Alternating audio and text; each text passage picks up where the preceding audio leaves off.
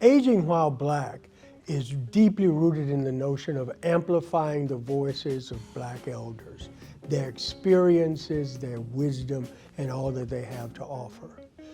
Become a part of the community. Go to agingwhileblack.co, take the quiz, and join us in building this effort.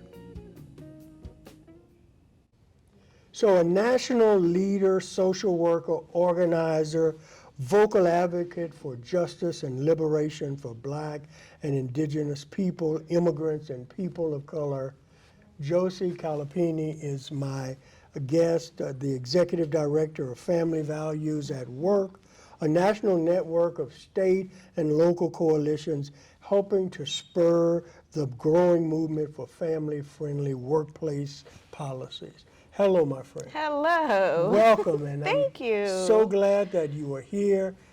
Thank you for making time to share with me while we're here at On Aging.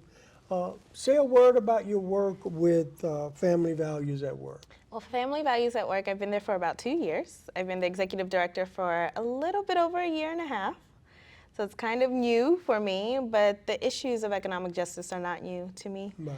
So at Family Values at Work, we're working in 27 states with 33 different organizations, working to win economic justice policies that make work work and make family family, and really center who we are, center Black and immigrant working caregivers who are disabled and queer and all the other identities that we hold proud but marginalizes systemically. So we're going to fight the good fight. Oh, thank you for the important work that you do. Thank you. Thank you. So when you hear the phrase aging while Black, what comes to mind for you? You know, I don't know if it's the work, but it sits with me heavy to start.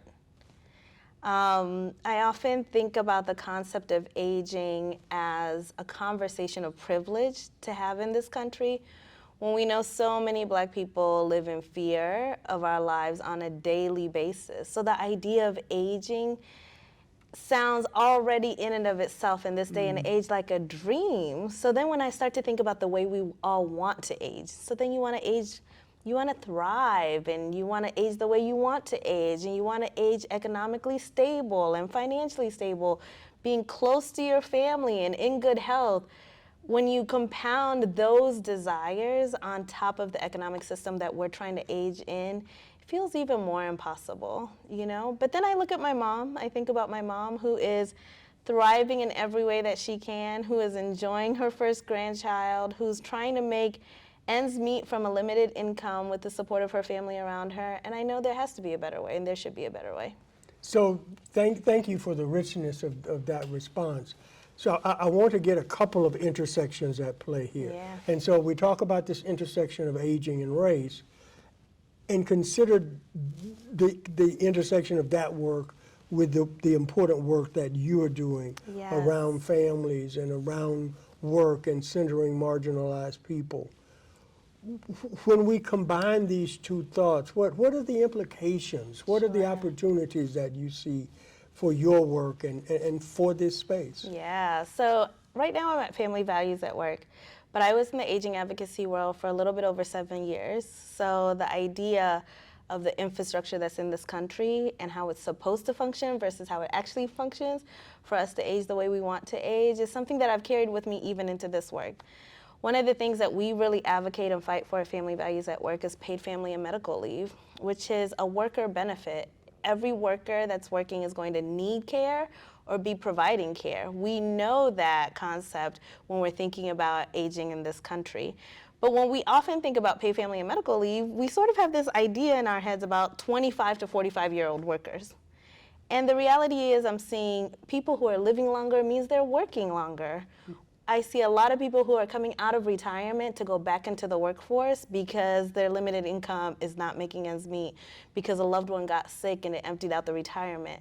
So when I think about workplace benefits, I automatically think about what does that look like for older workers. It's not the 25 to 45-year-olds.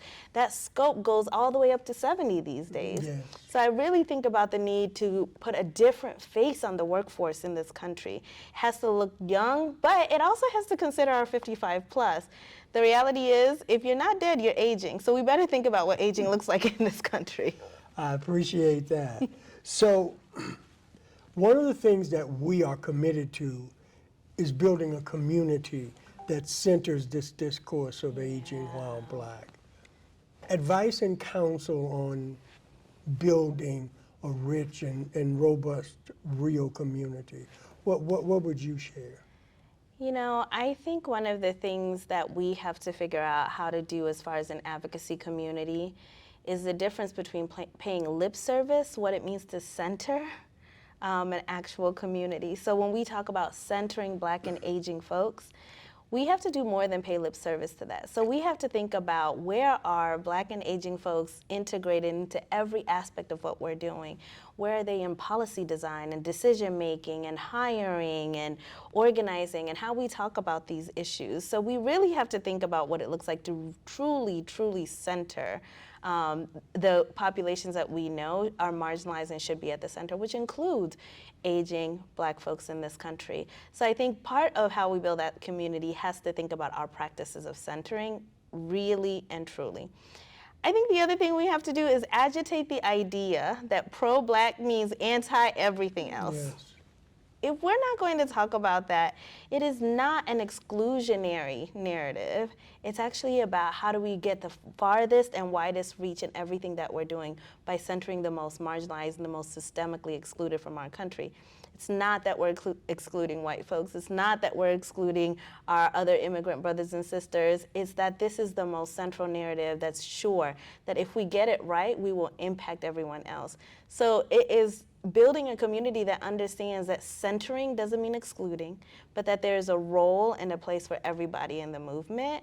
And as long as we're bringing that concept together, we're going to build a diverse movement to really allow this country to be what it's supposed to be. So as we attempt to do that important and sometimes challenging work that you just identified, where are the landmines?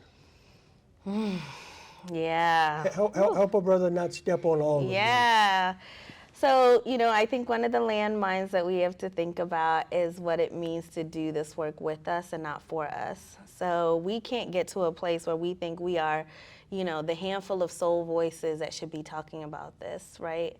I think that's one of the really important landmines. There's so many of us with so many different perspectives, all that add richness and wealth to this discourse, to the policies that need to be designed, to the way we think about the world that has to be built for us. So that's one key landmine. The other key landmine is what I call a scarcity narrative. People are quick to tell us how to order things and what needs to come first and how we can't afford to do certain things. And the reality is, in the richest country in the world, with some of the highest taxes in the world, we should be able to have a return on investment that allows us to accomplish all of the things that we need to accomplish. The reality is we're not single issue people. We're not living single issue lives. And we're all living at the intersections of all of this. And we are a country and we are a people that can afford to do it all strategically, and to have the lives in the world that we want. So don't fall into the scarcity narrative. Don't let them tell us that we can't have it, we need to wait, or something else is up first, someone else is up first. The scarcity narrative is one of the biggest lies in this country.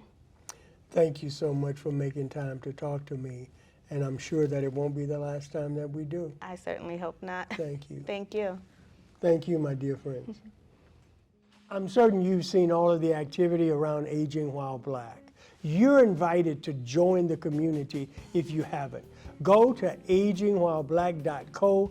Check out the new piece, The Movement Includes You Too. We want you to be a part of this discourse at the intersection of aging and race.